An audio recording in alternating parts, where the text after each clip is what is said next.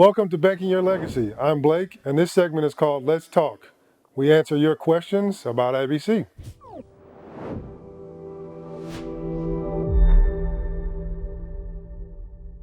So let's say I've become your client, I just paid my first premium, and I'm having this thought, what do I do while I wait? Doesn't it take years to leverage my cash value? Well, the idea of leveraging your cash value is probably a misconception in its own because it probably is used in the context of a hasty decision to go put this money somewhere else where you think it will be better suited and better used, which may mean that you really don't understand what's going on within your life insurance policy, which then means that we need to take a step back and really learn about this product, this vehicle that you're using now to become your own banker. So what you should be doing after you've paid premium is just continue to pay premium and continue to live your life the way you were living it. Because all you're doing is taking your money from one place and putting it in another. You're not changing what your career is, you're not changing how you live your life necessarily. You may say that I'm going to spend less money, I want to save more, which is a good thing. I want to get out of debt now and I'm going to allocate some of this capital to paying off debt so that I can recapture some of that interest that I would have been paying to the institution for the car loan or the mortgage, or if you have a personal loan or a home equity line of credit that you took out for a major repair or something and you want to pay that down. You're going to be paying for normal expenses like you always would, and you want to save money, and you also want to replace debts that you have to try to recapture the interest that you would have been paying to another institution. So really your money is going to always have a purpose, even if it's just sitting in the policy. Why? Because you're earning dividends and interest. So don't be in such a hurry, don't be in a rush to put the money to work even more. How about we really understand what we're doing and be patient and allow the growth of just saving more, putting more in the form of policy payment. Maybe we start tackling debts that we feel like we need to pay off. Maybe they're high interest debts.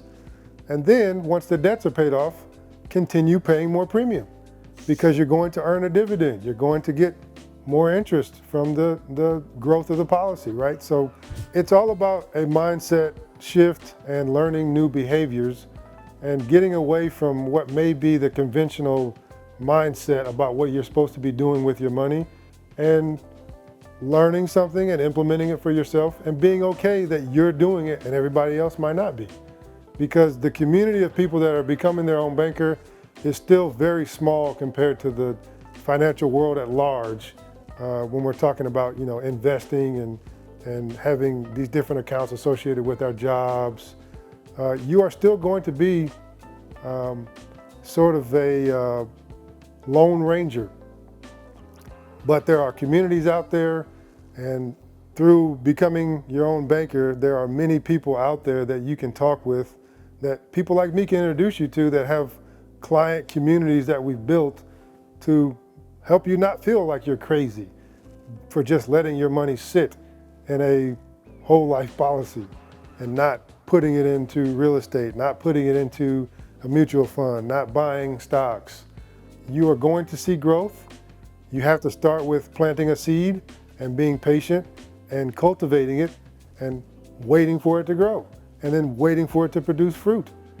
But when the fruit produces, it is typically in abundance because we have something at work for us called compounding.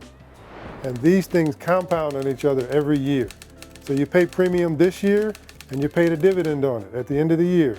Then the next year, guess what your dividend is based on? The premium that you pay that year and the dividend that you received last year. So it compounds. So every year you're seeing growth that you're really doing nothing for. All you're doing is paying premium, which is the same thing as you working and having your check direct deposited into a bank. Just imagine that you're taking that and you're redirecting that to another source that's giving you all these other benefits. And we have to learn to just be okay with that while we save and also pay down debts and recapture interest if we have the outstanding debts out there that most of us have. So you don't have to do a bunch of other things with the capital that's accumulating in these policies. You can let them sit there and watch them grow and go enjoy your life. Do something with your family. You don't have to talk about money all the time. You don't have to talk about increasing your finances all the time. This is the beautiful thing about this process for me personally and my family. That's why I say it's a peaceful, stress-free way of living, because I don't have to check this all the time. I'm not constantly reviewing a statement and watching whether or not it's going up and down. That's not how this works. And once you get used to that, it is a peaceful, stress-free way of life.